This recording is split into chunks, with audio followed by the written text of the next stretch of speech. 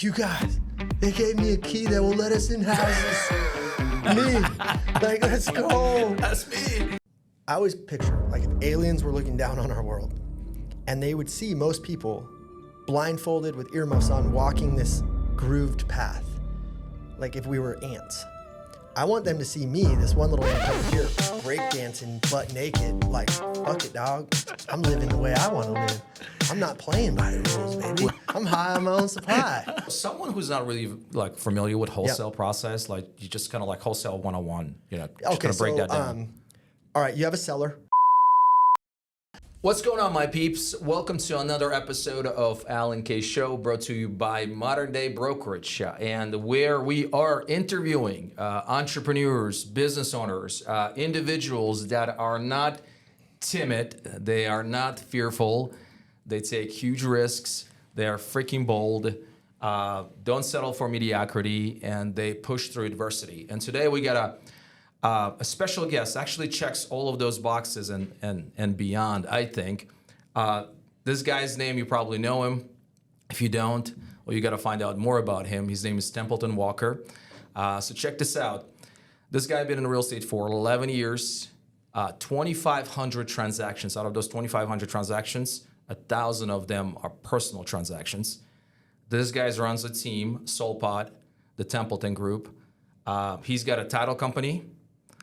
He's got an investment company. He's got about $20 million in asset. He's got a whole company that holds all of these assets, and he generates about $5 million of revenue. I mean, this guy is freaking amazing on so many different levels. And on top of that, he's got the time for 5 kids. He's got 5 kids. He's been married for almost 12 years. Yes, sir. All right, welcome to the show. Dude, thanks for having me. You got it, brother. I appreciate you. All right, so share with the audience how it all kind of started with you. I'll give the cliff notes. So from a small town, Grand Canyon, little basketball in college, freshman year, find out I'm having my first son with my high school girlfriend, and life came at me quick. 18 to 25, I'm bouncing around. I'm unemployable. I don't realize I'm an entrepreneur. Entrepreneurship at that time wasn't as in vogue, like with social media and stuff. So I knew I had something. Yeah. I find real estate through my aunt Cindy, who's still a great realtor up in Prescott, and she's like, "Your personality, your hustle, like you need to get in real estate." Yeah. And I was trying to sell her this multi-level marketing pill, and I'm like, "But you're gonna buy the pill, right?" And she's like, "Jesus." She's like, "I'm paying for real estate school. Go, pay me back on your first deal." 2 months in, I make like 17 grand, which is probably what I made the entire year prior, and I'm like, "Oh, I'm hooked." So I'm a brand new realtor. And I'm enthusiastic about it, right? Like I just made this much money. I mean, I literally remember having an E-key, and I've always been willing to be loud. And I remember being on Facebook Live and being like, "You guys, they gave me a key that will let us in houses." Me, like, let's go. That's me. Like I can get us. us. So at that time you were 24, 25 years old? I was 25. 25 years old. Okay. Yeah, I'm 36 now. I'm 25. And I'm like, "You guys are going to let us in houses." I'm fired up. Yeah. And I don't even have clients yet. First year I sell 11 homes. I make like 75 grand. Yeah. And I'm like, that's a lot of money for a 25-year-old. Right, and prior to that, I was selling women's shoes at Nordstrom, which was a great job for other reasons. But like, it was just a different life, right? So I take to it, and then the next year I do like 35 transactions. Yeah. Make a couple $100 grand. Yeah. I actually will never forget a conversation I had with you. You were a cross agent on a listing. Yeah. And you were running at the time Real Geeks. Yeah. And you had like you had systems and processes. The things you're great at, right? Like, you're so much smarter than me. No. And I just remember being like, it was like algebra. Like, have you ever seen that meme with all the numbers? Like when you were speaking, I was like, oh geez, this dude. That was actually, Do you remember that? Dude, I remember that deal was like back in 2015. Yeah. One of my first listings in Gilbert, because I'm like you, I got licensed 2013, like 11 years ago. Yeah. Right. My first year, I think I closed like 16 transactions. My second year, I did 35 transactions. Very similar. Right. And then third year, 2015, I think like 75 or 76 transactions. I was kind of the same. Right. So I remember having that conversation with you. I think it was back in either January or February of 2015. It was my listing on Chelsea Lane in Gilbert. You gotta, dude. I helped those clients a couple of times after that, and I remember you, dude. You're like, You had so much energy. I appreciate it. Dude, you're like so positive, so upbeat. You're like, hey man, let's get together, let's work together. I got these great clients and everything. I was like, man, this guy is refreshing. Like, I appreciate nothing against a lot of agents out there, but the average age of the agent is like, I don't know, 55. Yeah. No disrespect to 55, 60-year-olds, but the energy levels are, I don't know, they're just not there. But yeah, I still remember that. That was almost 10 years ago. Dude, I just remember picking your brain. I think that's what I was good at in the beginning was like, I call it R&D, which is rip off and duplicate. Yeah. I was like, what are you doing? Because you were doing, in my opinion, better than me. And I was like, I had all this hustle, but with like no process. And you kind of had like a little business. Yeah. And I was like, all right, I need that. And you told me, I think I remember in that conversation, you'll have to remind me, but like you had a car service prior. Yep. And you had systems around it. Yep. And I was like, I was just enamored. I'm like, okay, I got to be friends with Alan, like making him my friend. And we've stayed friends all these years, which has been cool. So then I started a traditional team, and I did that wrong where I hired all my friends and had all these buyer's agents with no admin. And now I'm the admin. I'm terrible at admin. But we were like sold like 25, 30 million. And I was like, oh man, just by hustle. Yeah. Then I started to pay for some coaching and get in the right rooms and, fail forward. Yeah. But my world changed in 2016 when I found out I remember sourcing a deal and I made 12 grand. The investor made 120. I'm like, well, what do they do? Who's that guy? What? They're a human being. So when you say you were sourcing the deal, you found a deal. Yeah, I was bird dogging. I didn't realize I was bird dogging. I was finding investment properties. Yeah. They were paying me like a point, and then they were going and wholesaling it or fix and flipping it. So that I get exposed to that world, and that's when my world changed. So I'm mostly I make 90% of my money as an investor, and I have great other businesses and great revenue. But when you really learn the investment side, the margins are so much greater. And then it's math. Like my agency business is reliant on other people making decisions. Do they need to move? Do they like the school? Do they like the color of the house, the layout of the house? Yeah. There's things outside my control, and you can make that pretty predictable. Yeah. But I can go buy a deal today if I can make the math work, and I love that. Yeah. Yeah. So anyway, that's kind of where. So let's unpack that, right? So like anyone that is like trying to get into the investment side of the business, right, which has got a lot of opportunities. Like if you think about it, like real estate sales is like the vehicle to get you to a place where you can, build long-lasting relationships. You can come across some amazing opportunities, right? Whether they're like wholesale deals, flips, long-term, short-term, syndicate, like all of those things are available when you're like in real estate, right? Yeah. So like in your situation, when you came across that transaction where you made $12,000, right? You said about $12,000, and they made over $100,000. Yeah. Like the light bulb went up, right? Like, man, like what are they doing that I'm not doing? So how were you able to then get to the next level, which is like, all right, I want to do exactly what these guys are doing? Yeah, so that perfect question. I'm a big believer, if you're a smaller boat, go tie to a bigger boat. Like I just looked at it as I'm gonna go pay for my education and earn in the process. So I found someone that was doing what I wanted to do, which was my buddy Jamil Damji, who a lot of people know Jamil now because he has Astro Flipping. I don't know if you've ever heard of him. No. Big wholesaler, probably one of the best wholesalers in the nation. And I would just source the deal and bring it to him and be like, I tell people now, bring me an ingredient, I'll cook the cake, we'll split the money. I would bring the ingredient and he would cook the cake and we'd split the money. And I just watched what he did. And I did it for 9 months to a year, did like 20 deals with him. And I'm like, okay, I know what he's doing. I understand it. And then I was able to go create my own recipe and find end buyers and figure out how to arbitrage and solve problems. So essentially I just started as a wholesaler because I didn't have any money really. Yeah. So I would source the deal. Every deal needs one of three things. You need the deal. Yeah. You need the end money. Yeah. And if it's a fix and flip, you need the construction. You need those three components. For wholesale, you just need the deal and the money. Right. And how were you sourcing those deals initially? Where were you finding these deals? Back then, they were all over the MLS, and they're still on the MLS today. Okay. Like we still do a couple on the MLS every month, but back then, not a lot of people knew what wholesale was. They didn't understand. They just didn't. It wasn't as prevalent, right? Yeah. So someone who's not really like familiar with wholesale process, like you just kind of like wholesale 101, just kind of break that down. All right, you have a seller. Yeah. So I'm going to go to a seller, and I love wholesaling with a license because I want to be a true fiduciary. Yeah. So wholesale, fix and flip, subject to taking a listing, those are all exit strategies. Yeah. None of them are a business. Right. Really what we are is we're an acquisition company. We acquire seller opportunities. And we don't know what's going to be best for them. Now when I go meet with a seller, if their home's beautiful, I'm going to be like, guys, don't take my offer for $250. You have a beautiful house. Let's get it on the market. Let's go make you your extra money. Yeah. But there's also a lot of scenarios where people are out of time. Their house is, completely distressed. Run down. Yeah, so a cash offer does make more sense. Or they're just not interested in putting it on the market and getting all the people and in the some door and all people, that you'd stuff. be surprised. They just want to trade convenience for some equity. So in that scenario, I just paint the picture of, hey, here's all your options.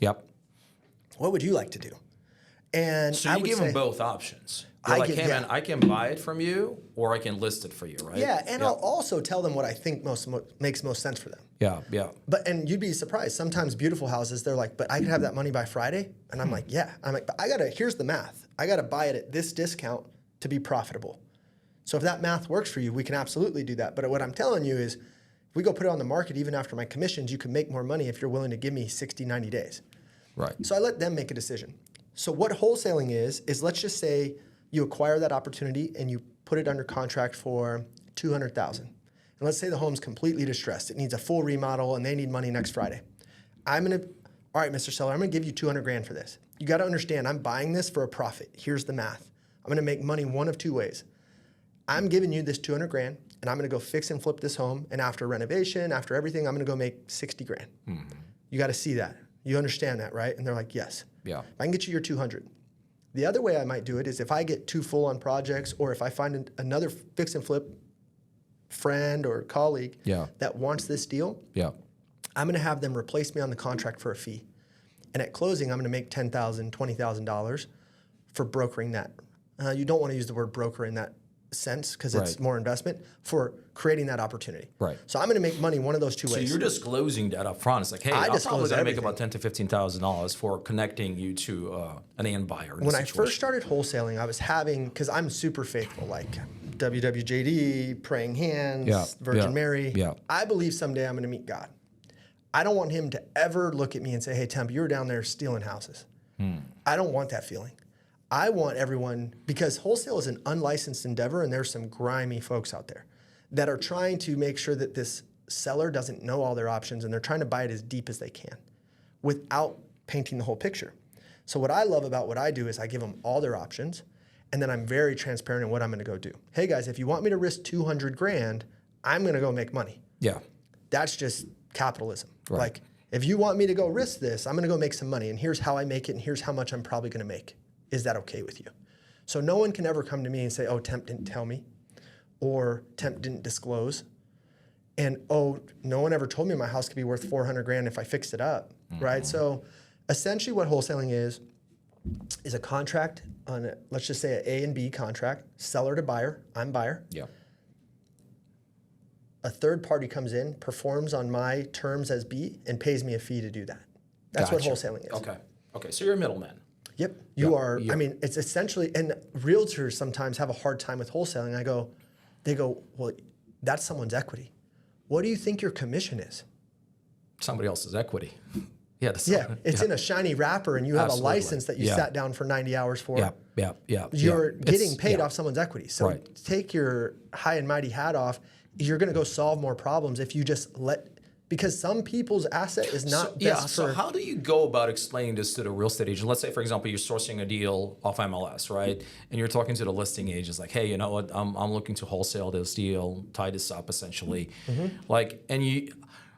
From my experience, most of the real estate agents, they're like, I don't want this. I don't want this for my client. I feel like I'm failing, as a fiduciary. Like their guard is like way up. Is that typically the case? I mean, or no, like in your situation, you just explain to them. Tell me kind of how the process works with. Normally, it's just a lack of education on their end. Like, no offense to realtors, but like 95% just don't know what the hell they're doing, in my opinion.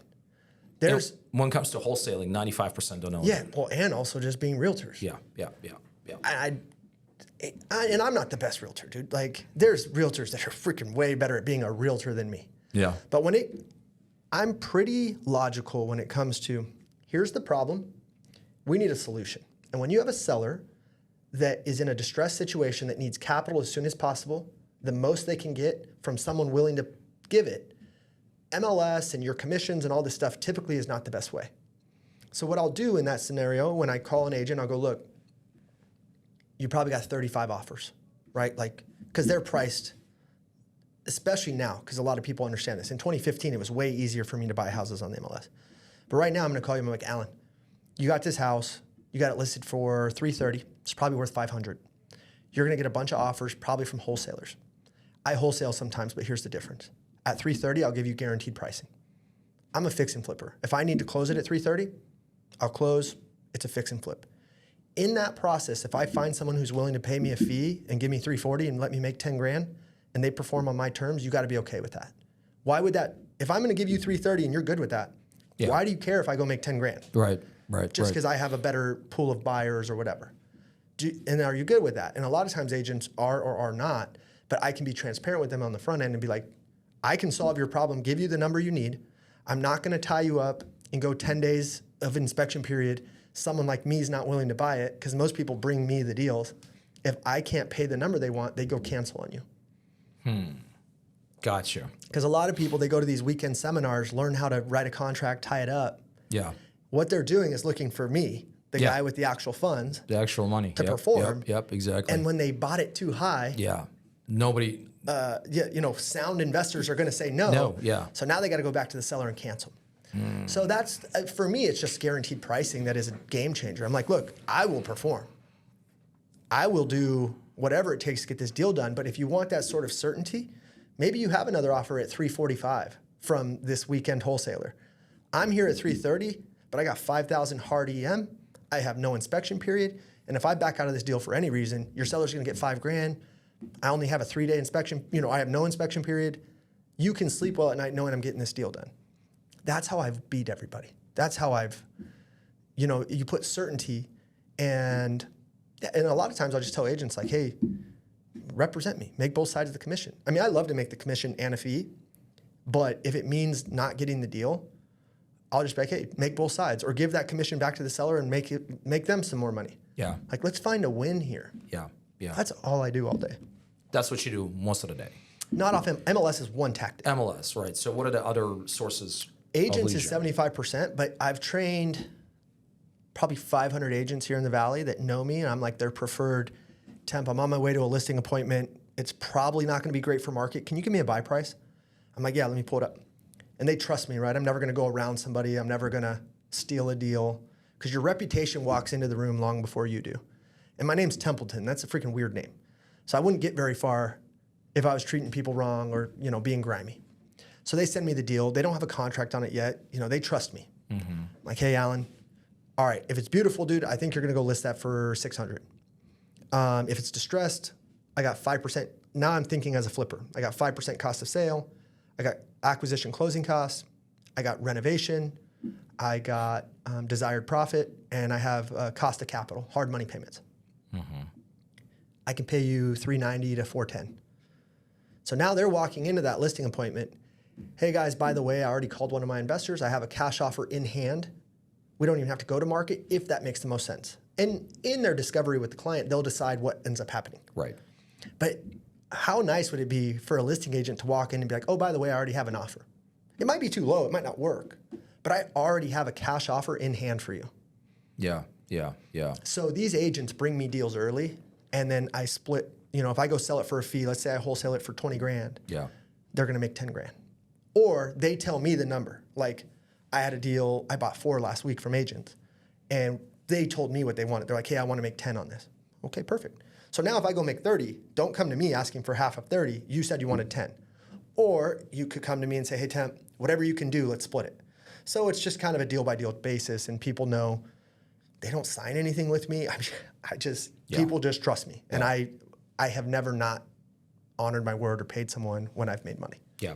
So is it safe to assume that most of your transactions right now are wholesale transactions? Oh, for sure. For sure. So what would be like 90, 95%? So we do over the last, so it was gangbusters. 2020 to 2020, June of 2022, when the market kind of shifted on us. Yeah. I bought probably over 600 homes. Not probably. We did like 612 homes. 550 of those were all off market. So I'm almost all off market these days. But I still have agency, right? Because my wholesale leads oftentimes turn into, hey guys, there's money to be made here. It's just not by me. You got a beautiful house. Let's get this on market. Right. And I got an agent named Matt Miller who's incredible. Again, I'm not the best realtor. He's like a realtor. And he goes and does the realtor stuff. And I let him make a percentage of those, and then I keep the lion's share. Right. So it's a great opportunity for him. We solved the seller's problem. But when the market was insane, we were printing, and these hedge funds were in town. So I was actually wholesaling. My end buyer was a hedge fund oftentimes. Markets changed, appetite went down, rates went up. So at one point, I had 70 cold callers overseas. I had 8 acquisition people. We had an operation that was costing Hold us. on a second. You had 70 cold callers overseas. Yeah.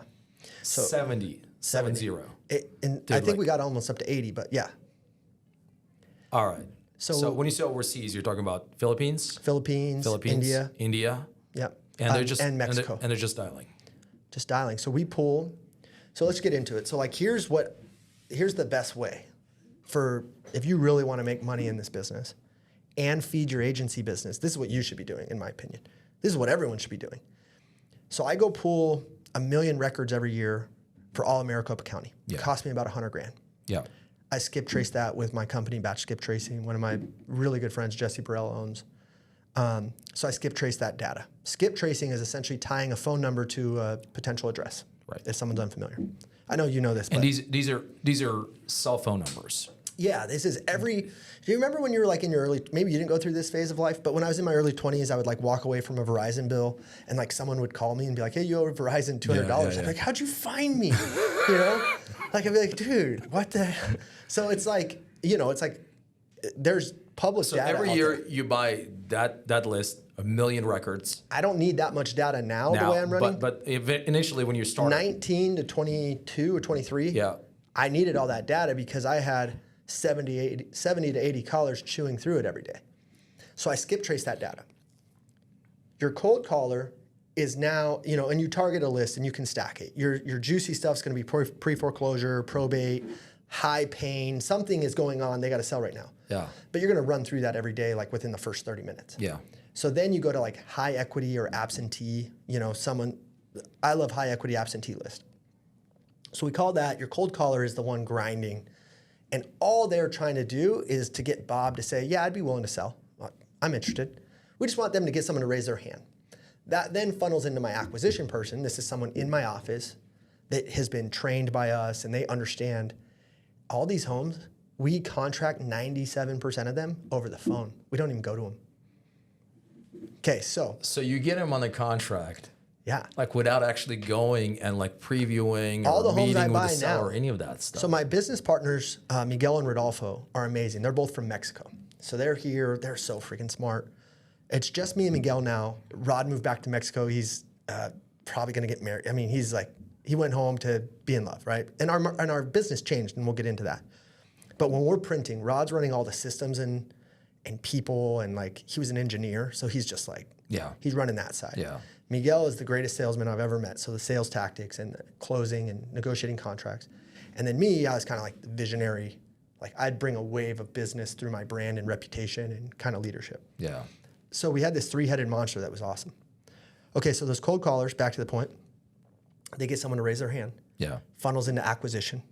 Acquisition is now going to say, hey, it sounds like you had a great call with Destiny and you're interested in selling 123 Main Street. Tell me more about that. And we go through the discovery process and we're disqualifying them. We want them to tell us why it doesn't work, right? So there's a whole science behind that. So now, if it works, we're on DocuSign. All right, go ahead and open up your email. We got a contract ready for you. We understand our math. We know what moves. So we have something called MAO, Max Allowable Offer. So our Max Allowable Offer, there's a whole math formula that I kind of broke down prior. Cost of sale, cost of carry, desired profit, renovation, right? And you land on an MAO. Mm-hmm. And we would just do that math and we send the DocuSign and, hey, send us a few photos. We got to see what we're up against. And we buy houses that way. So all of this is happening while you're on the phone with them. Yeah. Right? Like, so you're on the phone with them. Hey, send me a couple of photos. Let me take a look at it. Ideally a video, right? Yeah. And then you're sending them the agreement right there. Again, Send them while the on the agreement. phone. Yep. Have them sign it while you're on the phone. and tying up the property while on the phone. If that makes the most sense for them. Right. But if we hear them saying, we just put in new flooring, we just put in baseboards, we just redid the kitchen, that's when we're going to be like, look, you're on the phone right now with our acquisition company that allocates funds for cash offers.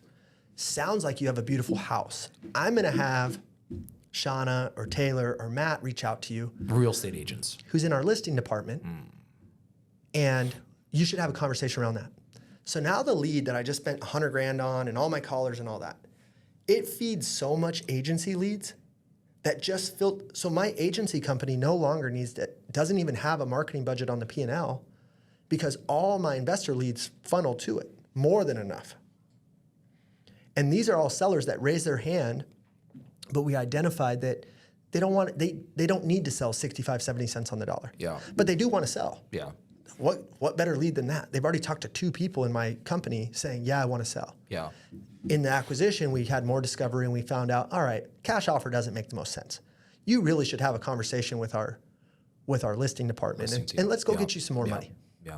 So these VAs, right? 70 VAs at one point, was it an 80 VAs, right? 70 to 80. So who's overseeing them? Who's training them? That's Rodolfo. That's Rodolfo. Mm-hmm. So you guys are not going through like a third-party agency or a company or any of that stuff. I mean, you're going directly to like Philippines, like, you know, where's that, online jobs, .ph, right? We had a company and a lady named Alba who would do a lot of, and if I sound like I'm unsure on some of this, it's because I didn't run this side, right? Rod ran this side, and Miguel ran this certain stuff. Like, honestly, I had 2 daughters those last couple of years. I was watching Cocomelon most of the days, right? Like, Miguel and Rod knew that they were signing up to do a lot of the work. Yeah. And I was bringing a lot of the brand presence and that sort of stuff. Yeah. But they are just incredible partners and 2 of my best friends. But they were grinding much harder than me, full disclosure. So, but Rod's running that. We had a lady named Alba, and I think the company was called Red Door. And if someone's asking, I'm sure I could figure out how to get them connected. And she would hire and do an initial amount of training, and then Rod would jump in and he would do a Zoom call, and there would be so many faces of like VAs, and he would go through this because we'd record the calls. We'd go in and he would vet out, hey, this is working, not working. Yeah. He'd hire and fire people. If you had a weak link, they got to go. Yeah. Yeah. Oh, someone's performing really well. They sent this many leads today. Let's listen to their calls. Yeah. Let's send those calls to every other VA. It's a business, right? So, I mean, what are the KPIs for someone like you hire or bring on board, for example? I mean, what do they got to do? How many calls a day? How many contacts? So again, that'd be a better Rod question, but I have a general idea. I know that we'd have to have about 400 conversations per VA. Per VA. Per day. No, per week. Per week. 400 conversations. Okay. Yeah. So if So that's about what? About 50, 60 conversations a day. Yeah. I mean, and they're dialing, and a conversation for us was someone let them say what they needed to say. Someone let them say, hey, this is Destiny. I'm calling from XYZ. Yeah. We'd like to make an offer on your home. Are you interested in selling? Yeah. They let them say their script. And they might just say F off, or they might say no, or they might, whatever, but that's a contact. Those contacts could go generate about 30 to 40 leads. And a lead was a transfer to the acquisitions pipeline. Now out of the acquisition pipeline, we had to have about 30 to 40 leads to get 1 contract. Gotcha. So each VA could yield you about one to 2 contracts a week. 1 to 2 contracts a week. I'm sorry, a month. A month. Okay. Right. So okay. Right. So that's about, if you think about it, if you got 70 VAs, you're looking at around 70 to 140 contracts a month.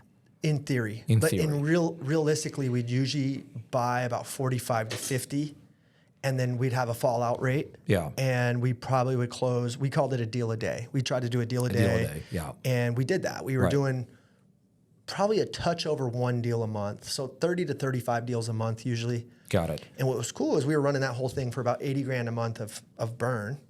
How much were you paying to those VAs? It was about $1,000 a month. A VA. A month. A month. A month. So we're looking anywhere between $50,000 to $70,000 a month. I think just the VA outbound was 70. We had some other marketing. So that whole company cost us about 100 grand a month when it was humming. And you were generating how much? 400 to 500 a month.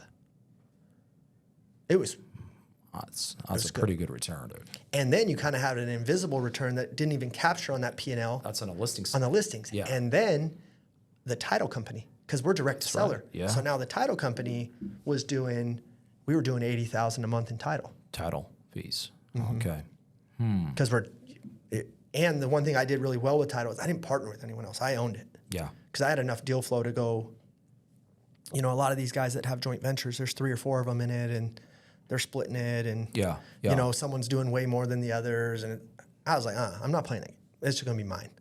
I'm going to go do enough deals. And so now, though, we're in a different climate. So June of 22 happens, and the market shifts on us. So now I'm spending $100,000 a month, me, Miguel, and Rod, to go buy all sorts of houses that we can't sell on the back end. Because we're not taking all these down and we fix and flip some, we hold some as rentals, but mostly we wholesale them off. Yeah. Well, there was no appetite when the rates spiked. Yep.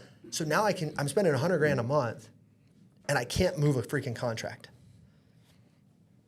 We go from $400,000 to $500,000 a month in revenue down to $40,000, and I'm spending $100,000. So I remember taking Miguel and Rod, and we close the door in the office. I go, this P&L needs to get down to $15,000 by the time we leave this office. They're like, that's not possible. It has to be possible, or this isn't gonna work. We're burning the wrong way. And we did it, and that was people, and that was systems, and it was luxuries that we were enjoying that are now gone. Because June of 22, our market here in Phoenix went 5x the wrong direction inside of 6 weeks. Mm-hmm. We went from 3,000 homes on market to 20,000 homes on market, and rates were touching 8. Nothing was affordable. That's right. Yep. It was mayhem. In addition to the wholesale company, I have a fix and flip company, luxury fix and flip company. I have 32 projects. I have about $30 million of exposure out during this time. $5 million flip, $3 million flip, $2 million flip, me and my partner, Jem Montero, in that company. It was a mess. I remember sitting on a mountain, like in a house on a mountain in top of La Jolla, and I look at my wife and I'm like, because I wasn't working really. I was chilling. Was enjoying my new daughters, getting big distributions. I set it up right until I didn't. And I was like, hey, hon, I got to work again. And she's like, what does that mean? And I was like, I got 32 projects on the books, 10 of which are all $1 million plus, and I don't think they're going to sell anytime soon. And it was heavy. So I lost about $1.5 million of liquidity. I have it tattooed right here. Liquidity matters. Net worth, rentals, all this stuff, all this wealth I have, it doesn't pay draws. It doesn't pay payroll. No. You know what I mean? Yeah. So this was the first time ever since 13 when you and I got in that I felt choppy water. And I was like, whoa. And I got through it. And thank God I have so many revenue streams, and I planned, and I had a lot of my own capital. How did you get through it? Because most of the people when they're see the adversity, they retreat, right? They kind of raise a white flag. They just go back to their comfort zone, whatever that is, right? Yeah. Not everybody just kind of pushes through. Like you were sitting there on top of the hill, and you're like, shit, I'm $32 million right now with all these projects. I don't know what's going to happen next month. The rates are at 8%. There are 20,000 listings on MLS. What do I do? Do I just fold, or do I push through? What were the scenarios that you were running in the back of your mind, dude? It's $32 million, dude. That's a lot of freaking money. Oh, it was enough. Had I not been tactical in the way I got out, it could have crippled me. Everything. So what did you do? When you said tactical? Okay, so what I did was I acknowledged the truth that I overbought and I had overexposure. Sometimes you just have to look at the situation and go, oh, I messed up. I had too much exposure. I was saying yes to too much stuff. I got caught with too many deals. I was over levered. Right. Even though I had a bunch of cash and reserves and I had revenue but now my main cash cow, my wholesaling company, is not making money right now. Yeah. Right. Okay, so I'm not getting $100,000 distribution every month. Okay, traditional files are down. That means the title company distributions are down. They're down. Right? So I'm like, ooh, this is spicy. So here's what I did, and here's what I did well. 1, I acknowledged the truth of where I was. 2, I buckled my seatbelt and I said, let's go. There's 2 types of people in this life, and I grew up in a small town, and then I'm not proud of it, but in my teens and early 20s, I'd fight. I was wild. I'd get in trouble. And there's a certain human nature that a lot of us have that when there's a fight breaking out or a scuffle, there's certain people that are attracted to it, and there's certain people who want nothing to do with it. Yeah. I always had a nose for it. I wanted in. I wanted in the scuffle. I wanted to go take the fight to them. Thank God I matured and got out of that phase, but I still have that dog in me. Like, I will not lose. Like, if someone has to go heads up with me, they're done. I don't care what it is. I will die before I lose. Just the way I am. So I just switched into that gear. And instead of fighting 3 guys on the street like I did at 20 years old, now I'm fighting 32 projects. And I'm like, I'm not losing. I'm not going to let this kill me. I did lose, but I'm going to learn from it. So tactically, to get to that point, I was coaching with Brett Tanner at the time, who's a great friend, and I respect and admire a lot. And I was paying him a ton of money for 2 freaking phone calls a month. And our phone calls every day were pretty much like, Temp, do you want to own this house that we both know is overpriced and it's not a good stabilization on a rental? Do you want to own a townhome in McCormick Ranch for 1.2 that we both know is worth $900? Do you want to own that? No. Okay, then reduce price and move on. And I had to accept the fact that the cash that not only is the profit I thought I was going to make is gone, the capital that I had in, and this is what I did well, is I didn't raise acquisition funds plus reno. Most of the renovation was my own money. So to get off the deal, let's say I'm into the deal at 1.1 and it finally sold at $1 million. Yeah. My 100 grand just didn't come back. Right. And I had to stomach that and just move on. So that's how I did it. I reduced price and I move on and I live to fight another day. My brother, he's a CFO of a big bank in Texas. And he goes, Temp, sometimes you got to amputate the arm to save the body. And he goes, you've built all this wealth. And I could have sold, and the time you don't want to liquidate assets is during that time. During that period of time, right. He goes, yeah, I mean, you're like, shit, like, I can wait. And just this last year, I could have sold one of my rentals that has a ton of equity and felt better. Yeah. But that's not how you win Monopoly, right? By flipping over the mortgage card. You don't win that way. So I earned my way out of it and I grinded, but a lot of that cash got left in the deal. My partner, Jem, and I took it in the short. Me, Miguel, and Rod, we were holding assets too, got clobbered. I was making so much freaking money. I had 300 grand in a cannabis testing company that is officially gone. I was buying 50 grand of crypto every month at the top. I mean, it's kind of nice now. I didn't sell any of it. Yeah. And I've always bought, so like net, I'm probably in a fine spot. Yeah. But dude, it was just like, I had to look in the mirror and be like, you're so dumb. I was like, what is wrong with you? Like, I was just like, you know, just check McGee, like, oh yeah, I'll write it. Yeah. So looking back, what do you think was the mistake or mistakes or the steps that you know, like learn not to take again? I over-levered. I had no rules around my money. I should have had a threshold to say, hey, when I have $250,000 of my own money into flipping, I don't say yes to another deal. That's my threshold. When I have $250,000 of my own money into crypto, that's my threshold. When I have a venture, I wrote some venture, I wanted to be like a venture capital guy. I wrote 25 grand check to a startup. I don't know, I'm listening to these podcasts. That's what they're doing. That's what I'm supposed to do, right? Yeah. Cannabis testing facility. I put 130 in to start, and then it took forever to get going. So I have a 20 grand capital call every month. Anyway, I had no rules. Yeah. Because when you're earning so much, yeah. And had I had rules, I could have kept my leverage at a certain point. Yeah. I could have kept my cash reserves at a certain point. So I will never be low on cash again, ever. I don't care.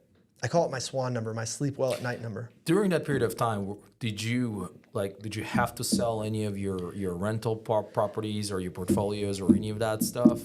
My primary. What do you mean your primary? Your primary residence? Yep. No shit. That was it. Okay, so first off, I ran through all my reserves. So you're no way. Not all, but like I normally have a lot of cash. And think of everything I have going on. There's a few moments where I got down to like 100 grand of cash, that's only enough to like float every company for like a month. It was tight. Okay, so, and Alan, I decide to defer my tax bill for 20 or 21. The government wants 350 grand from me for taxes because I made like $3 million or something. Okay. So you deferred it. I didn't defer it. I just kept kicking it down the road and being like, next but it's accruing to freaking penalty. Oh, dude. All right. So primary residence. Okay, so I'm looking at all my assets. I'm like, what's my easiest thing? So this was kind of congruent. My wife, my kids, I live in downtown Chandler. I bought the old bar called the El Coyote, turned that into headquarters. I own about maybe 15 houses all in the pocket. Yeah. My parents are down the street, my aunties, my cousins, my business partners. Yeah. I have an awesome portfolio right there. I love it. I skateboard everywhere I needed to go. Yeah. That's my life. My kids' life is starting to develop in Gilbert, which is beautiful. That's where their schools are. That's where their friends are. It's safe. I don't want to move there because it's like stucco tile houses, like boring. I'm like, meh. I love this little mid-century house I have. I turned it into just like a paradise. Yeah. But it's like a little mid-century house. But my wife's ready for like 5 bedrooms because we accidentally had a 5th daughter. Wonder how that happens. Anyway, so our family's growing. We need more space. We probably need to go to Gilbert. So I find a great deal out there for $560. It's worth like $9 million. We put like $250,000 into it, stabilize it, create the spread, kind of BRRRR strategy we live in. But behind the scenes, part of why I had to do that was because I had like $350, $400 of equity in the house that I sold, which I wish I wouldn't have, and I cried real tears. Freaking love that house. I paid that tax bill, got a little bit of liquidity, and was like, okay, I'm good. So that was the only reprieve that I took off my assets. But you left us 20 other properties in Chandler. Yeah, and I had lived there and it was all, there was no tax on it because it was my primary. So that it was strategic in that way. I didn't have a capital gain. Right. So it made sense, and it made sense for our life, but I was just like, oh man, that hurt. And then I earned my way out, and I took the P&Ls and I got the burn down and I grinded and and now we're at such a spot. I'm so thankful for everything I went through. Mine and Miguel's wholesale company cost us like $6,000 a month to run, and we go do $150, $200 a month. You know what I mean? Thought I had this on Do Not Disturb. So it's costing you about $6,000 to $7,000 to run. We have an admin named Kim. Yeah. And a little bit of rent. Right. And a little bit of software. All right. And most of your deals are coming right now from the agents. Yes. You don't have VAs that are pounding the phones. We have a few. We have like three. We still have a little bit of direct to seller. So actually, I take that back. So we probably are around $8,500 to $9,000 a month because I forgot about the little marketing spend. Yeah. But it's compared to $80,000. Oh, hell, absolutely, dude. But are you doing any flips right now? You're kind of like, so I have 3. Okay. So for me, I have a rule, right? Like I will not overexpose. I want to only do flips. I did a 10,000 square foot, $5 million flip, right? Like I was doing heavy stuff. The flip the one I just put on market last week, $80,000. It was a 6-week reno, and it should make me 60 to 70.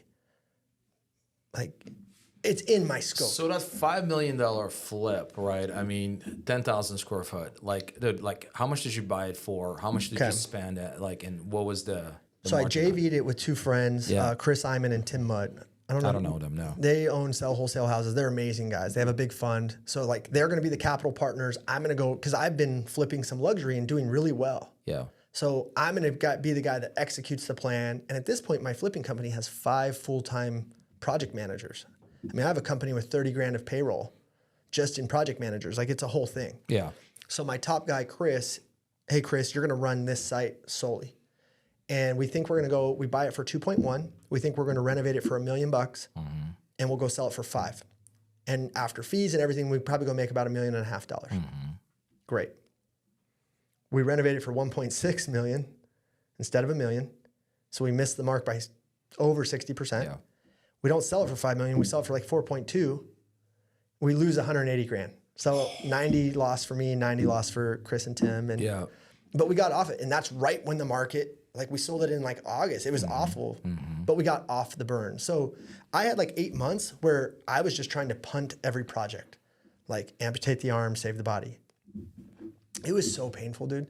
But in a weird way, my wealth went up because I own a bunch of assets. Yeah. So like I got wealthier as my liquidity went down. And that's when I really realized, like, oh, liquidity is so important. It's great, but I don't need more houses right now. Like, so I have a rule right now for Q1, like, I'm keeping all of my cash. Like, until my reserve accounts are back to where I really like them, I am happier when I have a ton of money. Science. I don't know. Yeah. Go figure. Like, when I have a bunch of cash just sitting, I'm just walking around like happier. Well, yeah. I mean, it's a safety blanket. It's the swan number. It's the sleep well at night. Yeah, exactly. And you know, it also, you know, gives you options. Well, and had I had less exposure and more dry powder when the market was down, yeah, absolutely. What could I have done? But I was overexposed. So anyway, I said, I had a great year. That company lost a bunch, but all my other companies still did well. I actually made pretty great money last year. It was just painful to go lose that much liquidity in that. Right. Ugh. So right now, so you run the wholesale company, right, with your buddy, your partner Miguel. Yep. Right. So you got a flipping company. You also got a real estate team. Yep. Right. And obviously you got the investments. You know, do you use a property management company or you manage yourself? Property management company. Property management does it, right? And then you got the title company as well, right? So how much time are you spending a day working in all of those companies? It's got to be probably 14 hours a day, right? I work 6 days a week. 4 hours a day, baby. All right, so talk to me about 4 hours a day, right? I mean, I like the way you set that up. How do you do this? 4 hours a day, managing so many companies, $5 million in revenue. So I have a standard. So first and foremost, you have to decide, do you have a standard around your time?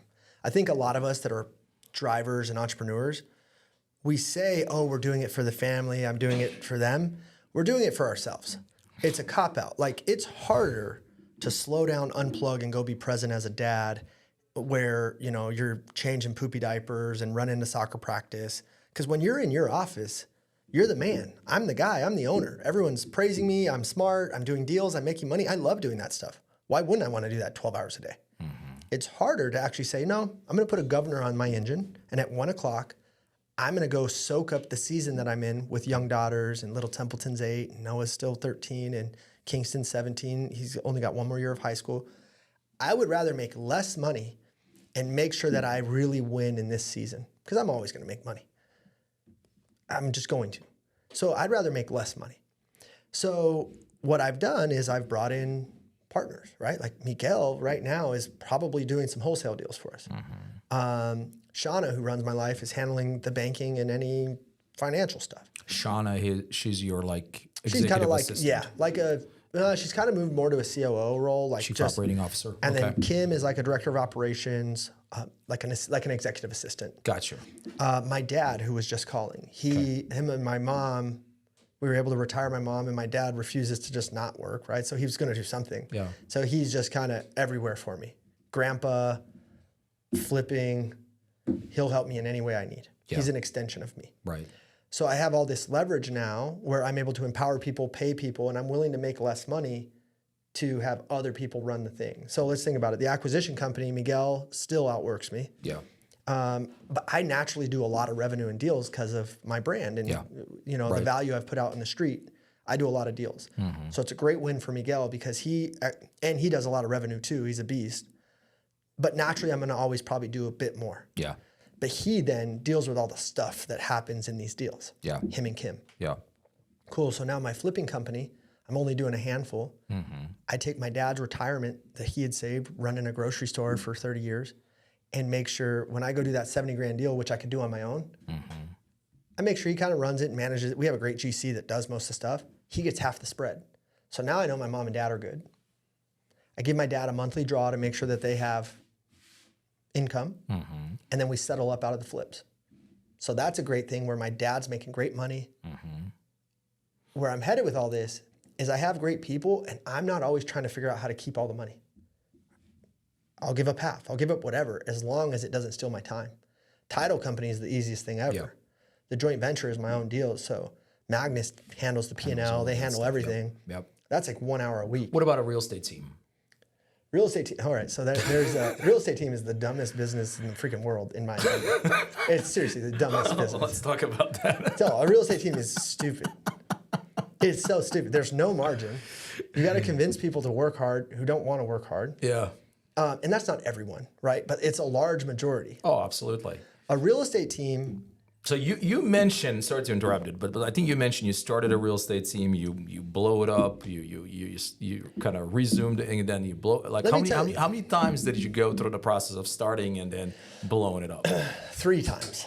Okay, so I had the first one. I did it twice, so you're okay. I did the first one, and here's what you realize when you're a big team leader. you don't make that much money. Yeah. You're on stage and people are like, Yeah. oh, you're Yeah. so smart. Yeah. And you're like, dude, Yeah. I only made like 250 Yeah. grand. Yeah. And I'm like, I could have just sold like 20 houses with an assistant That's and true. made the same money. But, you know, then you don't have everyone singing your praises and title reps, you know, throwing tickets at you. So there was like this, I had to have like this ego death to a degree to be like, I don't want to play that game. It's stupid. I want to just make money. Like, what do I actually want? Do I want notoriety? So you were spending way too much time and making way too little money in comparison to any other. My investment company was getting like 15% of my time and making double what the thing that was 85% of my time, a real estate team, was making me. And I was finally like, I'm just not going to even play that game. So it kind of died. Yeah. In 2017, I went to EXP for a minute, but they wouldn't let me wholesale. So I left within 3 months, which is how I make most of my money. So hold on, you join EXP and then you come to realization that you cannot wholesale, which is like the bulk of your business. I'm like, but here's the thing, I attract people. Like, God bless me, I don't know what happened, but I'm gonna attract people. So I have 31 sponsors. Like, I open up all the lines within 90 days. I'm like killing it. You crushed it. Yeah. Oh. Yeah. Dude, when COVID happened, I cashed a check for 90 grand. I was only there 3 months. So I did the math. I was like, had I stayed 5, 7 years, it would have been pretty good. Yeah. Because I would have been there before the curve, right? Yeah. Hindsight's 2020. That's why I'm at Real now, and we can get into that. Yeah. But they wouldn't let me wholesale, which is how I make my money. All right. But for a minute, I grew like a 50-person team because I was like incentivized through the rev share model. Yeah. I'm like, cool, I'll crush this. And then that was a mess. And I realized I wasn't making any money, and they wouldn't let me wholesale because I was running the team wrong. Also, transparently, maybe real estate teams are great. Maybe I just run them shitty every time. Okay. Hindsight's 2020. I'm an investor. I crush it. I make millions doing what I do. Yeah. But I always like had a little nugget of like remembering the stock and the rev share that I gave up with EXP. EXP becomes what it becomes. And now here I am. Market turns in June. I have a bunch of time. Me and Miguel are just wholesaling, our 10 to 15 deals a month now. Low noise, high margin. That's my motto. Low noise, high margin. My dumbass decides, I'm gonna start a real estate team. Templeton Group's coming back. Why would I do that? Oh, it's title and escrow. And I'm gonna go join Real, which I'm excited about and I love, but it's a great way to attract. So hold on. So you were with EXP with a very short period of time. Like 3 months. And then what happened after that? I mean, you had to be part of another brokerage. I went over with Steve Trang at Stunning Homes, which was fantastic. That was the Small original boutique. company that you were with, right? For quite some time. Steve Trang. No? Yeah. Oh, I was there. And You I were left. there. So you left to EXP, right? And then I bounced back. And You I was like, bounced hey, back. Steve, take me back, man. And he was Okay, like, and I think Steve is with Real now, no? he's with Real. Okay. So he had his own successful brokerage. I mean, he had like a he couple had a- hundred agents, right? Dude, I'm not here to pitch Real, but like when you look at the economics of it, and we could talk about it, it's freaking gangster. But anyway, I'll get there. So I'm like, I'm going to restart Templeton Group. That's going to create files. It's going to be the escrows, get the title revenue back up, the lending JV that we both talked about. I'm like, it makes sense. And it's like 2 months in, and here I am, a team leader again. And I'm like, this is so stupid. Yeah. The market was in the mud. Yeah. So there's no escrows. Yep. And I'm just like, this is heavy. In this process, I also bring on Amir Asani. Do you know Amir? Yes, I met him a few times. He used to be with KW at one point. He right? built the KW Realty Phoenix from like 100 agents to like 450. Wow. Okay. I call him the mayor, dude. He knows everyone. He's got the best personality. He's just like, he's dynamic. Yeah. He's just awesome. He knows everybody. So you get Amir in the picture and you take this dude off the leash and he's filling the room. Here, come to find out, I'm not a great daily leader of people. I don't want to hold you accountable and look at your pipeline. Amir's not that person either. We're both the guys that are like, we're running this way. And everyone's running. And they're like, where are we going? We're like, we don't know. Yeah. We're just running. Yeah. Right? So like we got everyone fired up, but there's not a lot of like, accountability side of it. yeah, and I don't want to do it. I don't need to. Yeah, you don't want to be hand-holding somebody on a daily basis. Okay, so, and the worst feeling in the world is underserving people you care about, which is what I was doing with my T Group agents. I love these people. Yeah. But I'm underserving them. I'm bringing them value through my off market because some of them are making nice checks that they need because they helped me move a deal or they found a deal because I give them all 24 hours on my deals first. And I have a ton of off market stuff. Yeah. So that's kind of how they're eating. So there's value there. And I have the office and we have a great culture. But like, I'm underserving when it comes to like leads, CRM, like team stuff, which is so stupid, by the way. I don't know why anyone runs a team. Anyway, okay. You're like, Go for it. No, go for it. Anyway. All right. So yeah, so you got Amir, right? It's you, it's Amir. You guys are kind of like similar, like you're visionaries, right? Yeah. So Right. So he's bringing in agents. Yep. Right. But you don't have anybody who's going to be like holding those agents accountable. Once they're in the room, Right. yeah, we need like Right. a team lead. Yeah. And we don't execute that well. Yeah. So I'm looking at it like, all right, how do I solve this? Sit in the seat I love to sit in, which is the agent support on the off-market side. I want to help you understand deals and do revenue and do deals. This is where I make my money, is with agents, right? In addition, pulling agents over to Real creates this rev share model, which I saw the power of in 2017. Remember, and I left it and I kind of missed. Yeah. And I think there's this stock option that we're early, like I'm gonna catch this exponential growth, and I think it's gonna be fat. Like I want my name in this hat. I think it's gonna be big. So that's why I decided to do all this, just to give you the frame. Yeah. Do you know Kenny Klaus? Yeah. So Kenny just came over. He named Kimberly Ryan and myself. Hey, he was with KW for many He's in years. Gary's top 50. Yeah, I mean, he's a KW. He Yeah, doesn't move. he's a geofarming king. Right? He does not move, right? Yeah. He comes over. T Group. What I want to be able to do is when people come to me, which they naturally do because my social media and stuff, hey, Temp, I want to be a part of your world. I want to be an agent with you. I want to be able to deliver on a good promise. So this, I don't know when this airs, but Kenny's team is absorbing T Group. Anyone that comes to me now will now go to Kenny Klaus's team and get the best systems and training. He knows how to run a traditional real estate team. In addition, they get me for all my off-market benefit. So now I can deliver on a promise that I actually feel good about. Instead of filling the room and being like, I don't want to help you run a CRM. Or, you know what I mean? Yeah. Yeah. So that's exciting. So Kenny just came to Real. And that's what me and Amir are really working on, is like, when you look at the rev share model and the stock options and what it can become, I have no desire to be a broker. Why is that? It just seems hard. Like, it seems like brokers are broker. Like, bro, it is. Like, I've known so many indie brokers and they make some money, but like, not, the juice doesn't seem worth the squeeze. And I could be wrong. Yeah. I'd be curious what you say about it. It just doesn't seem like the economics are, unless you scale wide, doesn't seem to be worth it. In my opinion, I don't want to be a broker. However, now I can invite people to the party. Yeah. I get to earn, like, on the company dollar. I'm not asking them for a split or any additional thing the way a team does. The rev share. Yeah. So I'm not obligated. Yeah. And now the broker gets to handle all this stuff. I'm part of a national brokerage. There's great culture and alignment. It's still small enough where I have access to the top. So Tamir, the founder, and Sharon, the president, are friends. And I'm helping make an impact in the company. And I think, this is my theory, so like last year I collected like 30 grand of stock at like $1. Stock will go up and down. Is it like a $2.50? It's like 280 right now. 280, so like my 30 grand, I go look in this account, it's like, yeah, it's close to $100,000. So I gave them 18 grand last year. Yeah. They gave me 80 grand in stock back today, and I'm not even worried about that. Yeah. That could go to zero, but it's at 80 grand. And I made like a little over $100,000 in rev share of cash on the 15th of every month. And I don't run the brokerage. And I think this year, with a little intention, my rev share probably goes to 20 or 30 a month. I don't have to be the broker. Yeah. I'm not now, when you're a broker, you're held to an even higher standard, and you got all sorts of. Well, you got that extra layer of responsibility and compliance and all the bullshit. Yeah, like you have to deal with it. Yeah, that's given. So last part on that, real quick. Yeah, go ahead. What if I just do that for the next 5 years? Yeah. I go make $250,000 a year in rev share of real cash. I collect this stock, and let's just say it stays at $1. So I get like 30 to 50 grand a year in stock. So now I have like 200 to 250 sitting. And if we hit the curve, like I believe we will, and go to 50, 60,000 agents, and we're kind of on a similar growth trajectory of what EXP did. Yeah, I think you guys are at 14,000 right now? Yeah, we're at 14, and we're going gangbusters. Yeah. Let's say that stock goes to $10.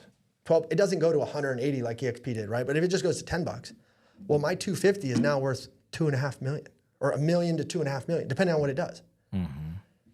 Sign me up, because here's what happens. I was going to give my home group or somebody 30 grand a year, because I'm going to give them $300 at a time. Oh yeah. I'm going to give someone money. Yeah. Yeah, I'll take the stock and And they're allowing you to wholesale. Yeah, and I can wholesale. I have a wholesale addendum. I do everything by the book. Right. Is it just you or any other agent? So I had an interview with one of the executives, and she needed to understand, do I know what I'm doing? Tell me your experience. How do you do it? And then after meeting with me, she goes, we trust that you're going to do this the right way, and they issued me my own wholesale addendum. Okay. Right. So, but it's really case by case basis. I mean, most of the agents are like, oh, I just want to wholesale one deal here and there, like that. Dude, yeah, so it's really kind of a moot point. But like, they let you be an entrepreneur, right? Like, they understand that you're going to own multiple businesses. Like, they're attracting people who want to take your Disneyland. You have an economy of businesses, you especially. Yeah. They're going to blanket over that and not inhibit you from doing everything you want to do. They're just going to support it. So now, like, I don't have to deal with all the BS. I get this baseline revenue that almost covers all my cost of my other businesses, and I don't have to go execute on the company. I'm not the broker. Like, for me, any indie person that doesn't look at it, unless they just love their brand and they love doing the broker piece, I don't know how the math doesn't math. Yeah. And you get to take the weight off your shoulder of like doing all this stuff. And they have a private label now where they've done it to where these indie brokerages can keep their brand and just plug into the machine, but you don't even have to like fly the banner per se. Yeah. I don't know. I'm not trying to sell. Oh no. But listen, I'm a huge student of all of these companies, dude. I mean, Kevin and Fred. Great friends of mine. Great friends, yeah. I mean, I've known them for like 15, 16 years, 17 years. So they wanted me to go back to EXP, who I love. And if I was going to go there, I would go with them. But the issue that I told them is I just felt like the boat already sailed. I don't feel like there's a big kicker if I go to EXP right now at 90,000 agents or 120,000 agents. Like, I don't feel like there's a difference. Yeah. I do think there's a huge difference if you come to Real right now at 14,000 agents as opposed to 50,000. There's something that's going to happen in there. There's a bit of magic that those guys got to experience from 17 to 21. Yeah. They rode the wave. Right. And I should have. I mean, I don't regret it because I went and built what I built. But mathematically, on a broker standpoint, I should have stayed. But now, this is a bad analogy, and Kevin hates when I use it, but it's old P, bro. They've done a great job. Let me tell you.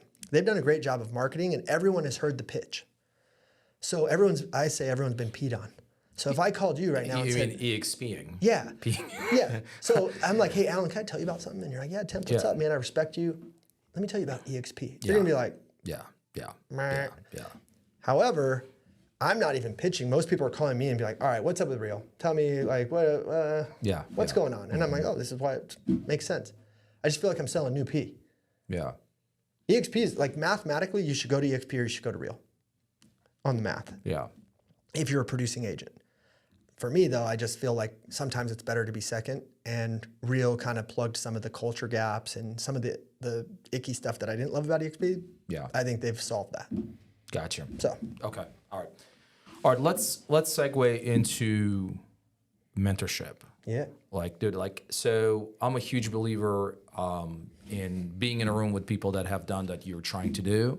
Like, I think one of the shortcuts to success and seeing results, or compressing time and seeing those results, is to be like surrounded by people that are just like crushing it, right? They're winners. So like, you've been doing this for 11 years. Like, how many coaches, how many mentors do you currently have? Coaches and mentors that you work with? Yeah. Like, kind of talk to me about that. So I'm the same, right? Like, I look at other people's experiences, and I can buy their experiences and compress time like that. Yeah. So paying Brett Tanner all of last year for one-on-one coaching was paramount for me because... So Brett Tanner is actually based out of Phoenix. I think he's in East Valley as well. He owns Be Wealthy, I think is his... That's his consulting and his coaching company.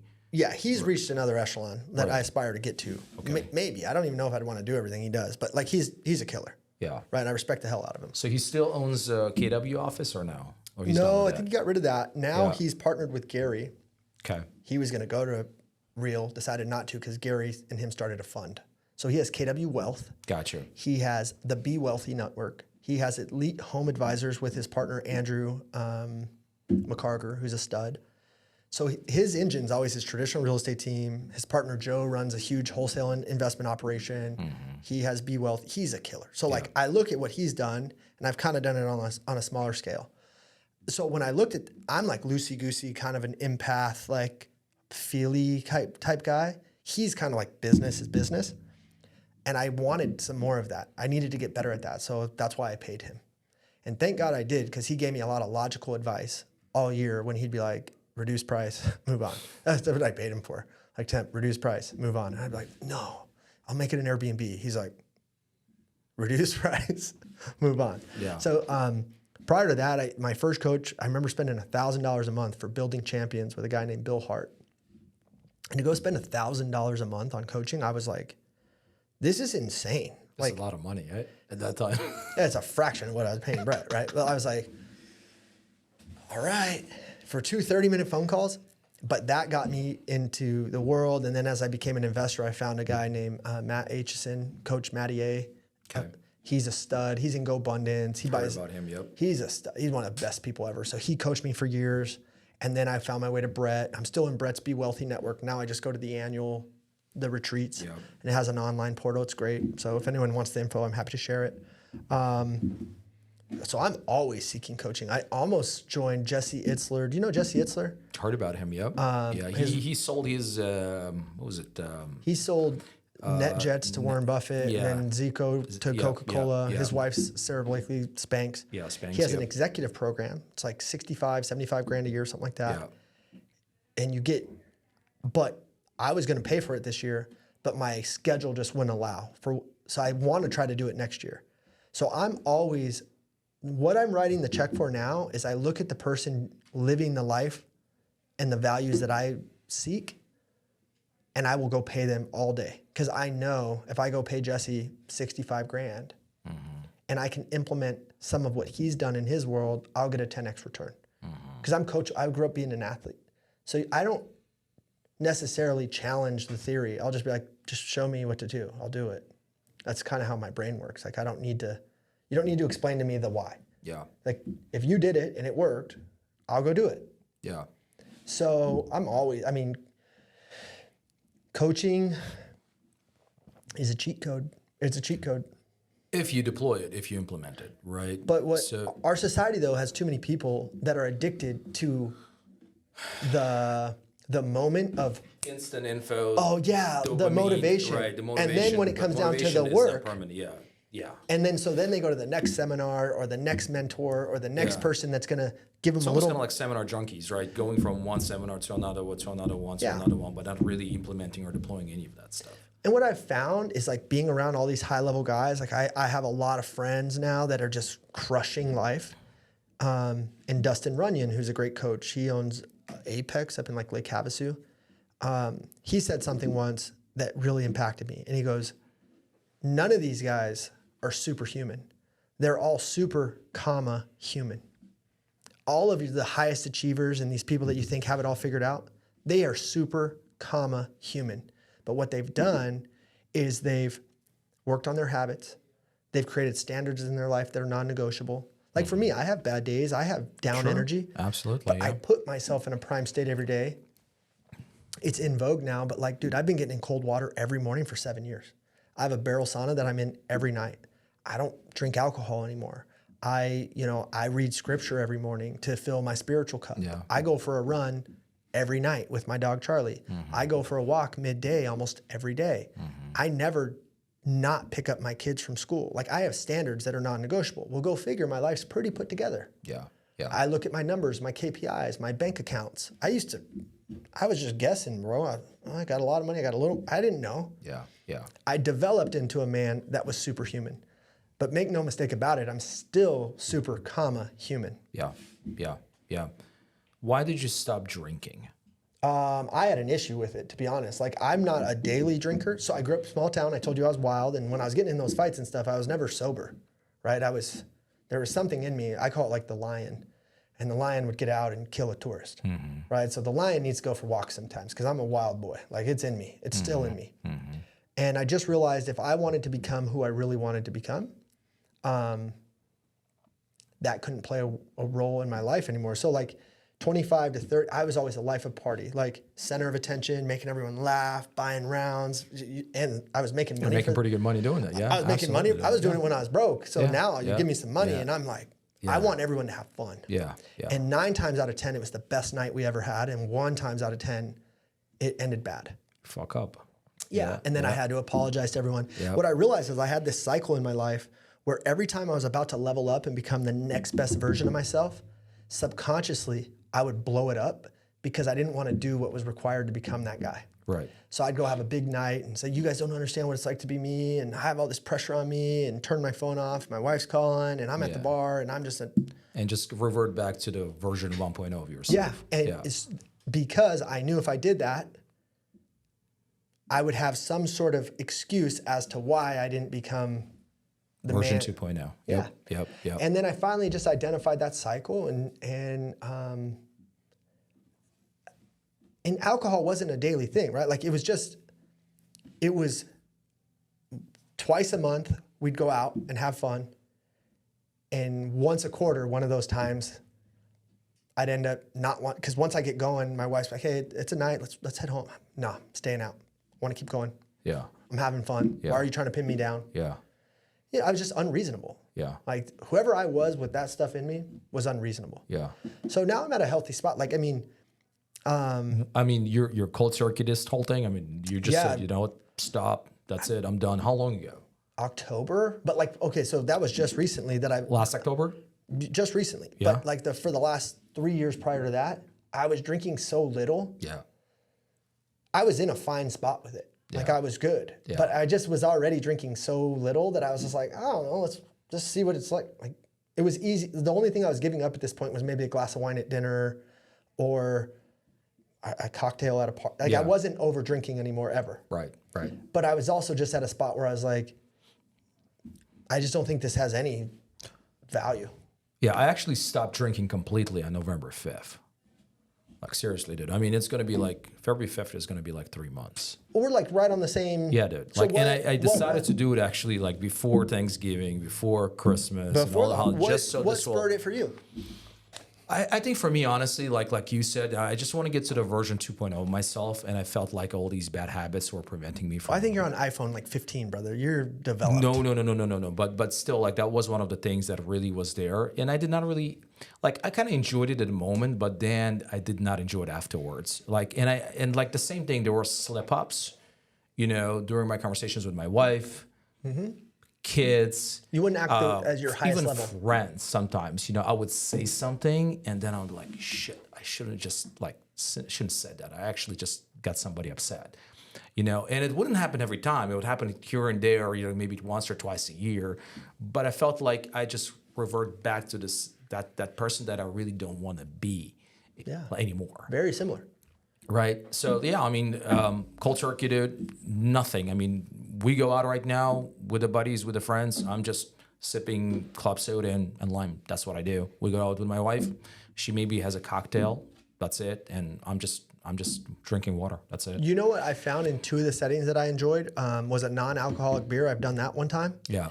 And I found it was more for the company I was with. Yeah. It helped them feel like, oh, Temp's part of this. And I took a few sips of it. It was NA beer. Yeah. And it gave me a little bit of like, oh, I'm out with my friends. This is cool. Yeah. But I drove me and my wife home. And so for me, mentally, I don't know what happens with alcohol. Even if I don't do anything wrong, if I have some, the next 2 or 3 days, I get depressed. Same thing with me. It like makes me think small. I'll be like, I don't want any employees. Right. I don't want any risk. Right. I turn into like a mental midget. Like I'm like, ugh. Yeah. Self-doubt kicks in, limiting beliefs kick in, and if I negativity comes into play. Like all of those things are happening. Like the same exact thing with me, right? But it's just one of those like short-tempered.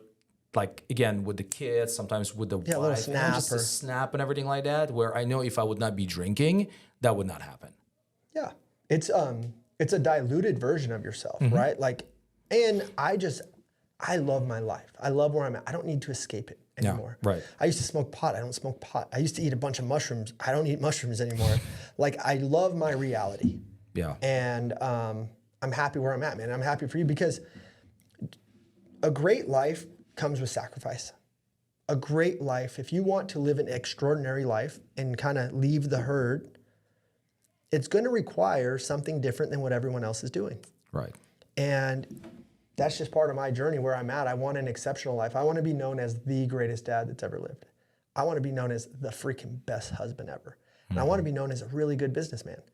Maybe not even the best, but like I've also learned my ambitions. I don't want to have $1 billion company or something like that. Right. Dude, I've learned my life is exactly what I want it to be. I'm like 25, 30 grand a month. I make more than that and I want to make more than that. But at what expense? And what I think a lot of people do is they make some business plan to go make $1 million, which is 83 grand a month. When what they don't realize is 30 grand a month is like literally their perfect life. So why are you sacrificing all of the most precious stuff for that extra 53? The only thing you're going to do with that is save it and invest it or waste it.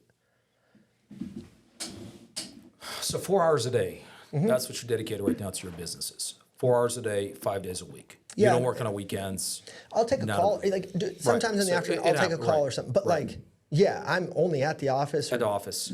So like today, whenever we're done, I'm driving home. I have a phone call on the drive home. Yeah. And I'm headed straight to Little Temp, picking him up, 3 o'clock. I'm always at the bike rack. He runs to me. How old is he? He's 8. 8 years old. So, and he always convinces me to go to Water and Ice. So you got a 17-year-old, 13-year-old? 8-year-old, 8-year-old, 3-year-old, and 2-year-old. Oh, wow. Back to back, 3 and 2. Yeah, 11 months apart. Wow. Vivian was supposed to be the last one. Our last 2 were back to back. My wife was freaking out. She was not the planned one, Abigail. She's 12 years old right now, and she's amazing.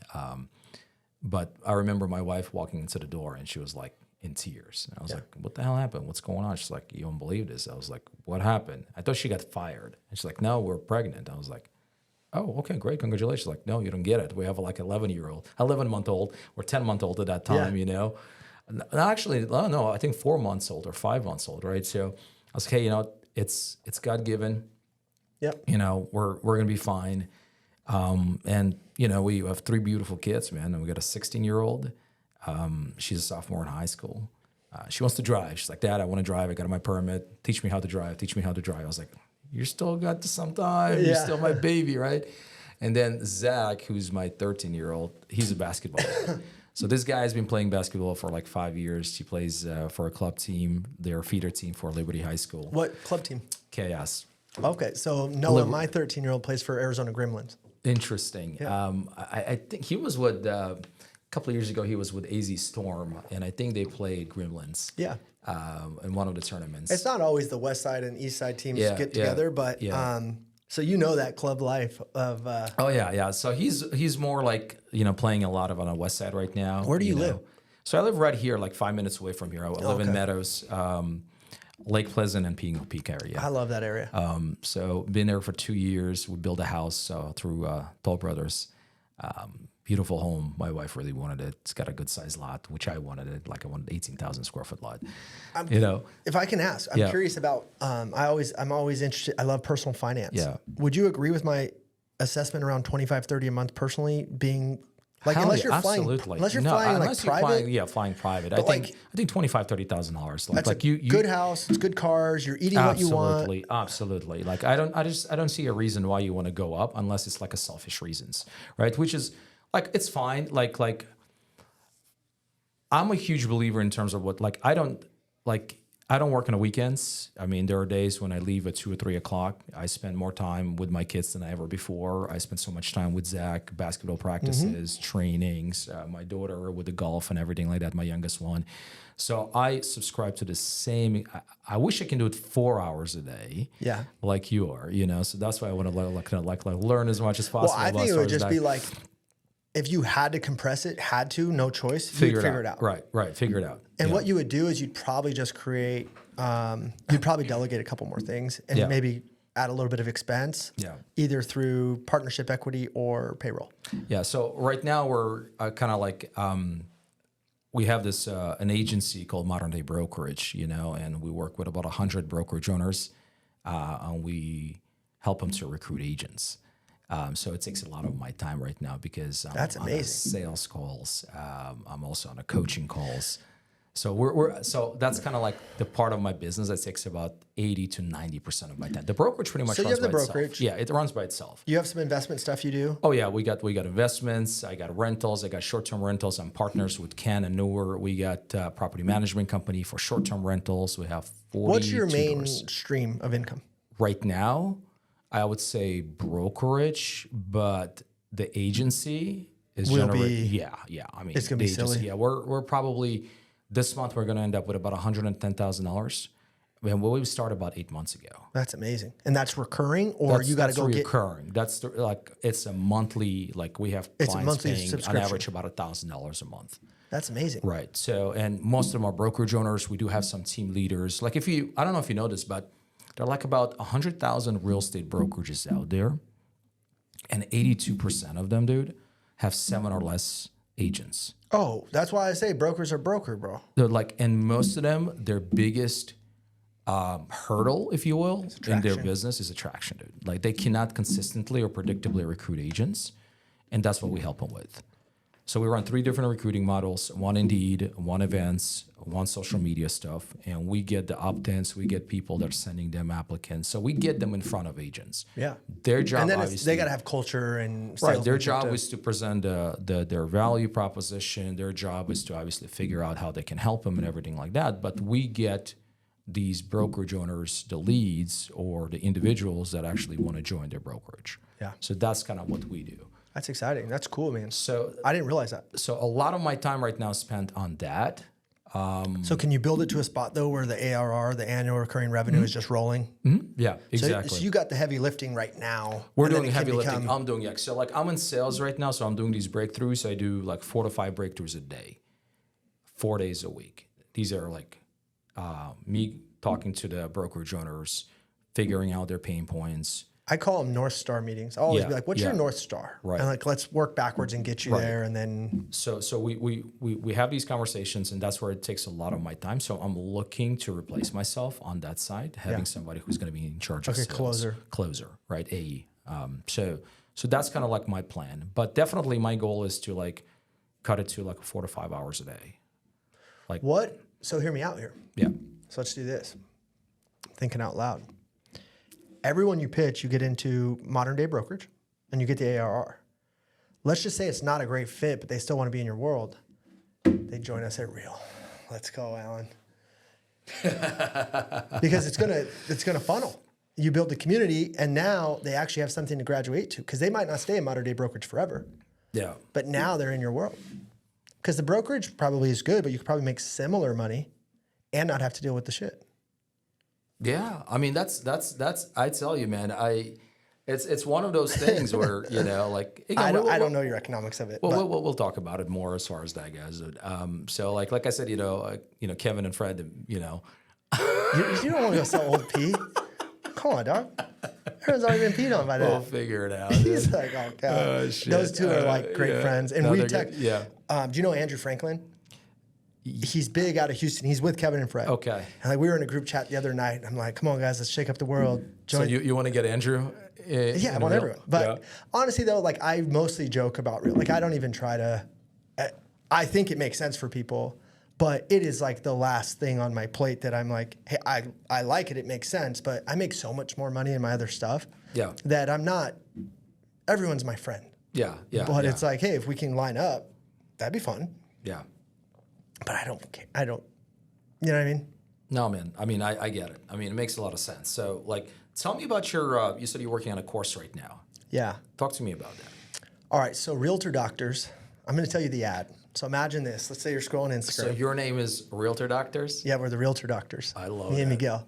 All right. So, like, the ad is I have, like, a mask. I'm in the OR, and I'm doing brain surgery on a listing agent, like a realtor. And I'm like, Miguel, man, this guy only knows how to take a listing. What an idiot, man. There's so much more money out here. He's got to figure out how to solve more problems, baby. He doesn't know how to do creative finance. He doesn't know how to do wholesale or fix and flip. He only knows how to put a sign in the ground. And then it's like, Realtor Doctors, we'll teach you how to do more shit. I don't know. Something like this. Okay, so that's the ad.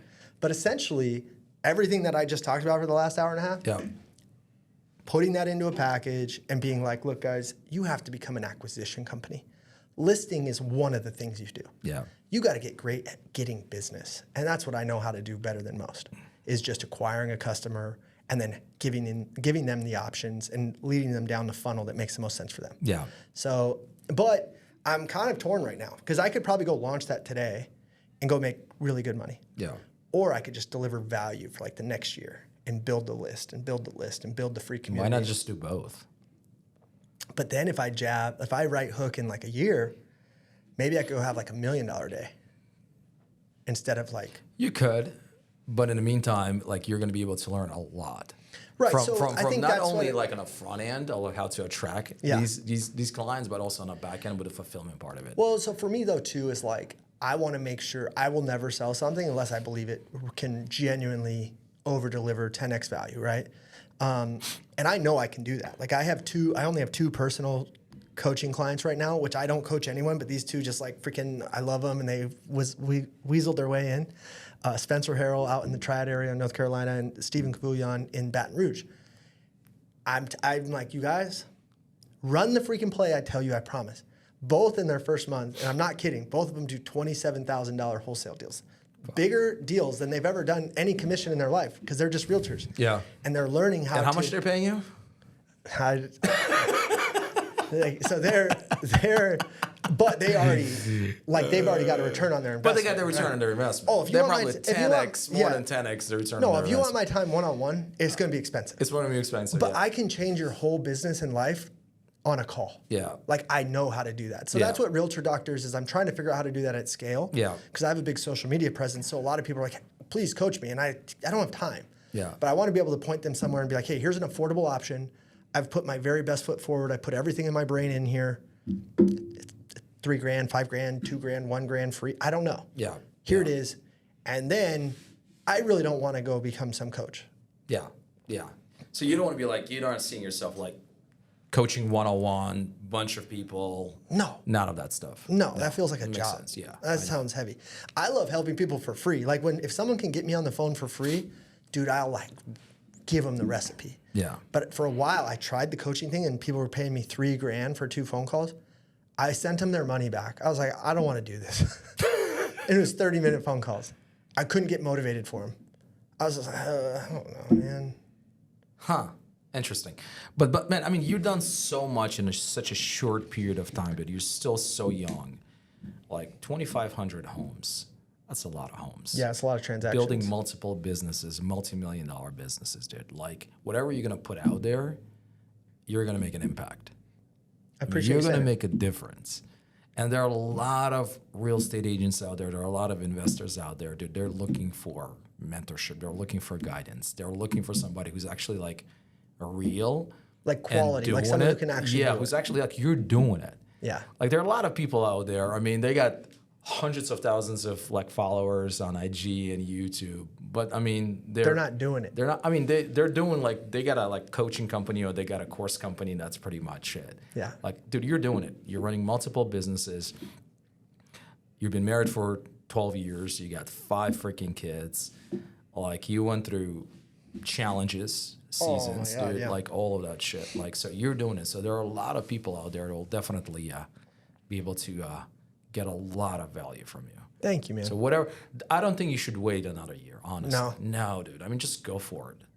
Like, I like where your head's at. I just want to make sure I over deliver. I don't ever want to underserve anyone. But what you know, dude, like imagine yourself being at like 10 and like whoever you're going to be coaching or mentoring or part of your program, they're not even at fucking 1. Right. So like there's a lot of stuff that you know or you already forgot about. And I know I can help them. Yeah, you can help them. Dude. Like, and that's the thing is I want to deliver actual value. And that's probably some programming within myself. Like, trust me, I'm confident. I don't think I'm like an show because I don't know much. I know I can change people's lives. I just want to deliver it in a way that it makes sense. So fine tuning that. Yeah, man, life's so good. I'm so freaking blessed, like being here. Look at me, man. I'm covered in tattoos. I wear a collar today. But my wife, what do you typically wear? For swim trunks. Swim trunks? I'm in my cold plunge in my sauna, dude. You're lucky. You're lucky I got you said clothes you've been doing on. this for what, 7 years? 7 years cold plunge? Is Yeah, that man. right? I have a deep freezer in my backyard. I'm still in my original deep freezer. I get in 35 to 45 degree water 2-3 times a day, especially in the summer, man. I call it a flash, like midday in between a call, I go jump in, flash real quick. It's like a cup of coffee for your soul. You're just like, you feel good. And then the sauna has so many benefits. And the sauna, you got a barrel sauna. I got a traditional barrel sauna, so it gets to 200 to 220. Okay, that hot. I got a 6-person barrel. I'm in there doing like Spartan yoga poses, opening the hip flexors. I'm getting full weirdo in there. But the cardiovascular benefits, the way I sleep, it's just, dude, it's a game changer. Right, and then you try to run.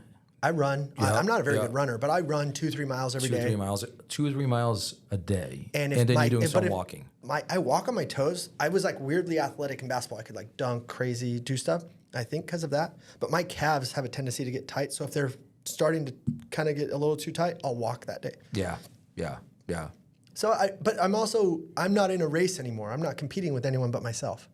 Like a long time ago, I decided I'm not going to compare myself. Like there's a few people that have scaled really big in the industry that I've looked at and I'm like, I was more talented. But then I look at, I'm like, dude, I don't want their life. Yeah, exactly. And that's the thing. I mean, I think comparing yourself to somebody else is someone kind of like robs you a joy of being part of your journey. Like comparison is the thief of joy. Absolutely, dude. So I love my life. And that doesn't mean anyone else is doing it right or wrong. But what I've decided is it's not my concern. Do it how you want. I always picture, like if aliens were looking down on our world and they would see most people blindfolded with earmuffs on walking this grooved path, like if we were ants. I want them to see me, this one little ant over here, breakdancing butt naked, like, fuck it, dog. I'm living the way I want to live. I'm not playing by the rules, baby. Without a liquor in your system. Yeah. They're going to be like, I'm high on my own supply. Like, I just don't want to conform. Natural supply, right? Yeah, man. So, I just want to be. So, what do you like to do for fun, dude? Like I know you spend a lot of time with your kiddos, right? So what else do you do? So that's the classic answer, right? Like my wife and kids are my world. Yeah. But like my hobby, I'm addicted to golf, and I'm getting good. Your boy's getting good. I put a pickleball court in my backyard. So I love me some pickle. Yeah. I love sports. Yeah. Right. I was a good basketball player. I can still hoop a little bit. My 17-year-old is 6'4", dude. He's starting to beat me. Your 17-year-old is 6'4"? His mom's 6'1", right? So thank God he got her height. He's a stud. He's a stud football player, Kingston. Wow. He's the man. But I love go playing golf. And then, dude, I love being with family. I love if I can just get all my family together and barbecue and like have a Sunday and people are playing pickleball and in the pool and the kids are running around. I'm half Mexican. So I grew up with all my cousins. I guess you don't have to be Mexican to have cousins. Mexican. How'd you get the name Templeton? So my dad's white. He's like Irish Scottish, and it's a family name. Yeah, got it. And my mom, she's like fairer skin than me, but she's Mexican. She's Mexican. Yeah. So yeah, I'm the only Mexican named Templeton. I'll tell you that. But I'm only half. I always tell people that's a unique name. I don't think there's another Templeton, a realtor in the valley. You know, it's funny, and I'm not from here. I'm from the Grand Canyon, and my nickname is Tempe. And so I moved down here. I'd say I'm Tempe, and people are like, what? City. And then I'm in real estate. And then finally I was like, in real estate, I was like, okay, I'm going to go by Templeton. Templeton, yeah. Yeah, because people are like, no, I'm looking in Scottsdale. I'm like, no, it's my name. And I was like, oh. So, yeah, man, dude. As far as food, I mean, what's your favorite meal? Like, what do you like? I'm a steak guy. You're a steak guy. Okay. Great steak. Yeah.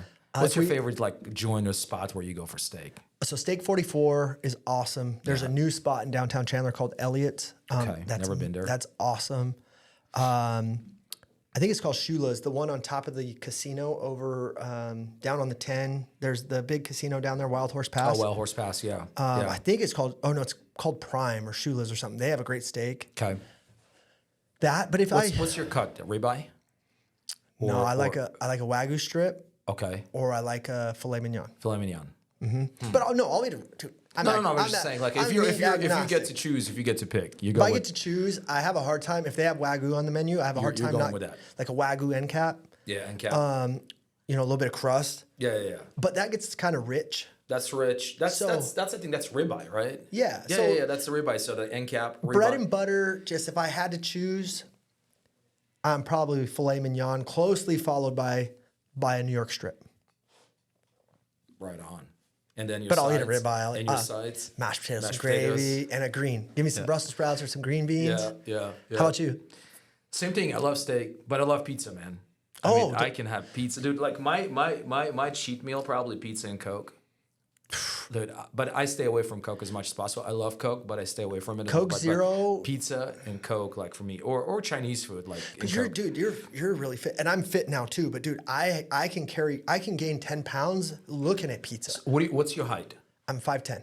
Okay, so I'm 6 foot. I'm 186 right now. So I'm 181 this morning. Okay. But I was 207 at one point. Your boy was fluffy. I was 216, 217 at one point. So yeah. I look really, I feel really good, 180 to 185.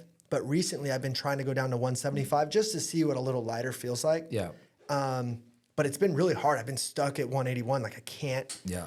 But, you know, I can gain weight so easy though. Oh, me too. I mean, same exact thing. I mean, I try to kind of like stay away from a lot of carbs, like more meats, more red meats. I love meats, steak. veggies. But I yep. mean, and it's hard. My kids want to grab a slice of pizza or something, but I'm pretty disciplined. Like, and then not drinking. That was another thing. If I drank, well, now I'm gonna eat whatever the fuck I want. Yeah. So that's another thing. As far as like vacations or anything like that, I mean, do you kind of like plan out vacations during the year, or it's more like spontaneous, where you're like, you know what, let's go up north, let's go to Cali. We were very spontaneous before the girls got here. When it was just the boys, it was easier to travel. And now recently with 2 young daughters, we didn't travel much because it like honestly wasn't even fun because they like had naps and you got to get. It just wasn't. I mean, we've done some. We've had to be more strategic and more planning with the girls. Because when you have a 1 and 2 year old, you know, right now they're 2 and 3, they got their sound machines and they have their cribs and I'm like, let's just stay home. This is hard. It wasn't even fun. Yeah. This summer, I think I want to just book a house like in La Jolla or in San Diego for like 6 weeks. Get out of the heat, be gone. That's what I like spending my money on. Like, I'm not the guy that needs a crazy car or needs a watch or something. I don't need anything. Yeah. But I'll go spend like 30, 40 grand for a spot for a summer and let's get out of here. On a beach. Yeah. Or close to the beach. I want to be on the beach. You want to be on the beach. I don't play halfway on stuff. Like, I'm let's go. Let's go. What about like a house up north? I've had a couple and we just realized we're not in a season where my kids have sports every weekend. Yeah. Like, so as much as we thought we were going to go use it, we don't even use it. So Flag or Flagstaff. Okay. Because that's closer to home. Yeah. Home is Grand Canyon. Yeah. So we still have one up there. I had 3. Well, we Airbnb'd them and we did it. And the Airbnbs weren't that great. One winter, I feel like I gave all my profits to my snow guy. The guy that was shoveling remember all the snow that came? Yep. Like, this is insane. So I don't know. Yeah. I'm more of a beach guy than a mountain guy though. Yeah, me too. Yeah, I mean, my dream home, to be honest with you, on a beach. Whether it's Cali or it's Florida, I want to be on a beach. During COVID, 2020, we only had the boys. We weren't allowed out, right? And we got in the car and we drove up the coast all the way to Oregon, had a blast. I was doing this random kindness thing. I had Instagram and I was like, hey guys, here's my Venmo, send me money. I'll match anything. Freaking raised $7 grand. Wow. And I was giving $1,000 tips to waitresses in these small towns and stuff. You got a huge following, dude. Like it's been good. But I think at one point you decided to like. Okay, that's when I had a big Instagram. I had a big Instagram. I mean, you decided to like I think leave Facebook and. I deleted everything. You deleted everything, right? For how long? I was telling a story the other day and I deleted it for a year. I thought my wife's like, it was 3 months. Chill. I was like, oh, it felt like a year. Okay, so it was 3 months, but I didn't deactivate it. I'm an idiot. I deleted it. And this Instagram had like almost 20,000 people. It was like, and it was powerful. It was able to raise $7 grand on from a story. Right. Why did you decide to delete like your Instagram? I was having like a midlife crisis. Dude, I'm weird. Like, I'm the guy, like when I'm in mogul mode, I want to be a monk. And when I'm a monk, I want to be a mogul. Like, I'm always torn. Like, I'm insane. Anyway, I'm working on it and I've gotten to a good spot. But I just felt like I was selling my soul to like this social media devil for a while. And I was like, F this, I'm not playing that game. Again, remember, I'm the breakdancing weirdo. Yeah. I'm like deleting. So I've regrown it. And I was like, all right, I got to start from scratch. And I couldn't get over like 5,000 followers recently, like 4 weeks ago.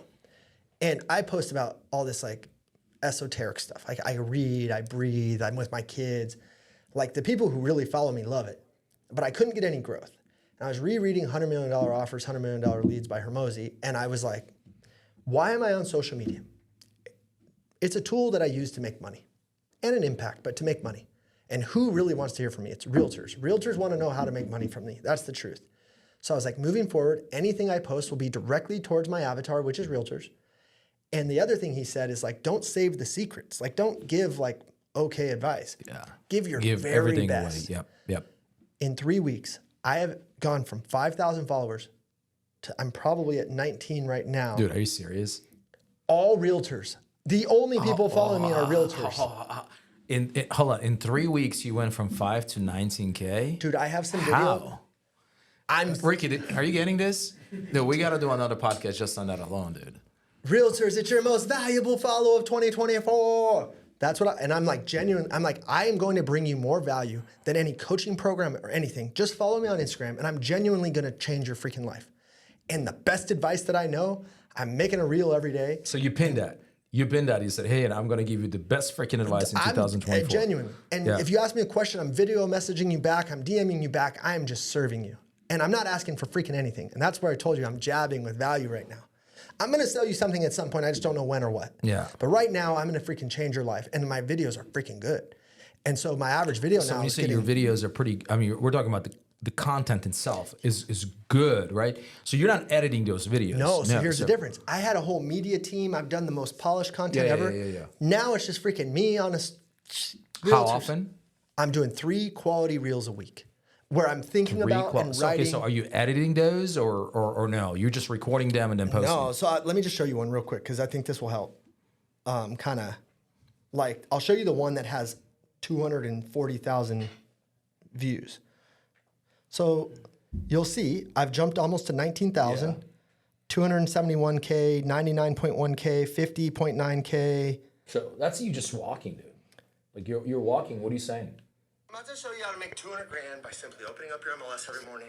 I'm out on my run, taking a moment to catch my breath. I got a goatee right now. I look like I should be pitching for the Padres, shaking off the curveball, all heater. Okay, so anyway, open your MLS, go to single family townhouse condo. So you're gonna go to new search, single family townhouse condo. Go to additional terms. I want you to search up fix up needs repair. Now that you've done that, I want you to go to lists, go to price per square foot ascending. You just did 2 things there, you guys. You just took the MLS and said, hey, all the jacked up houses, please raise your hands. All the best price houses, please raise your hands.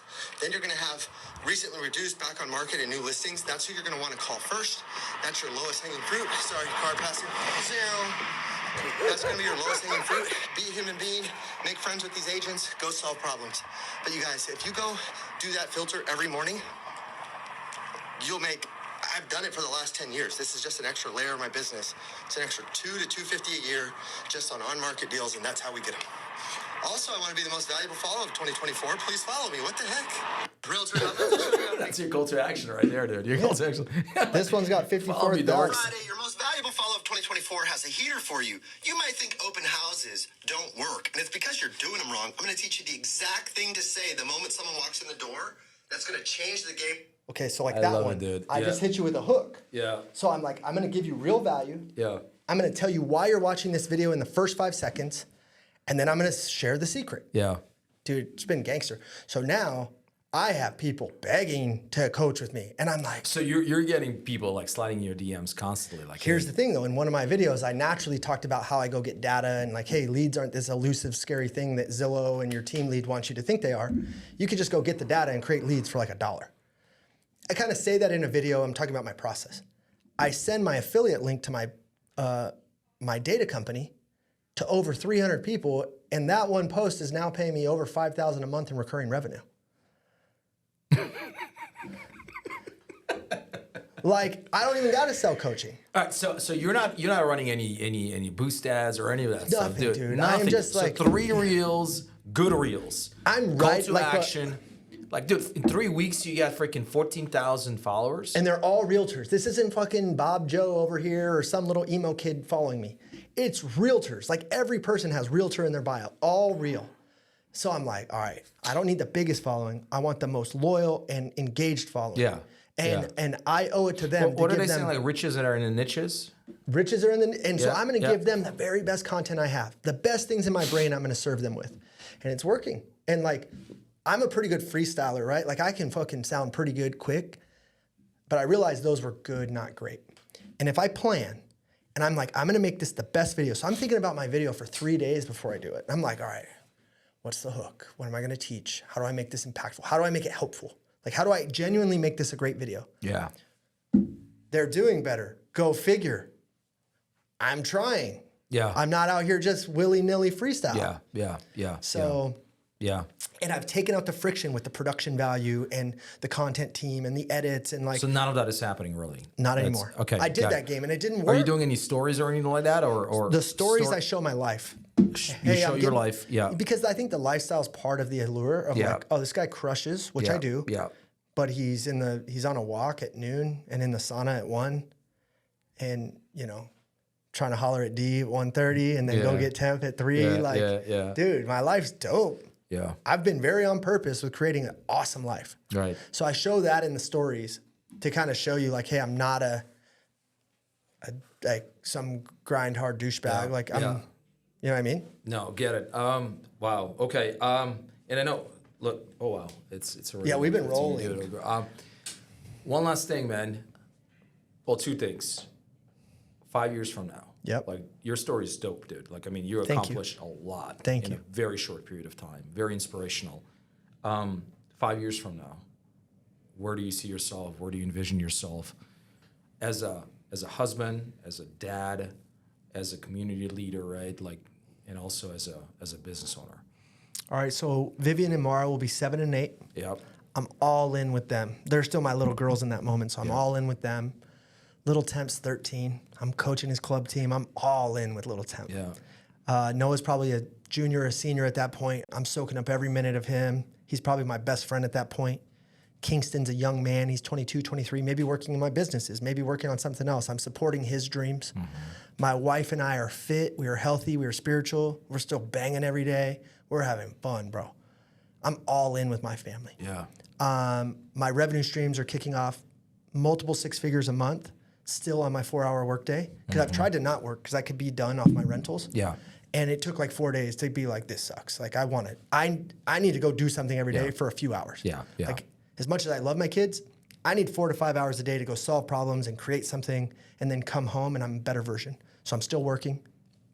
I'm working on things I enjoy. I'm not overexposed. I have no debt. I'm not taking any risk that I can't absorb. I'm inspiring and helping people. I'm tithing. I have a theory this year where I'm going to tithe direct. I don't want to give it to a church because organized religion I struggle with. But I'm going to take 10% of every dollar I earn. I'm going to go to the streets and figure out how to inject it into people's lives directly. So I'm tithing. I'm giving away $300,000 a year, $400,000 a year directly to the community. Mm-hmm. I'm fit. I'm happy. Yeah. I love it, dude. I love it. So if somebody wants to connect with you, what's the best way? IG? Templeton _Walker. Right. So slide to your DMs. Yeah, just say what up. I mean, they're kind of crazy right now. But every day I try to get to them. Again, trying to be value. Like I'm literally video messaging people back. Like, all right, do this. Like I'm pouring into that community. That's awesome, dude. All right, my man. It was a pleasure. Yeah, it was fun. Hopefully we'll do it again. Man.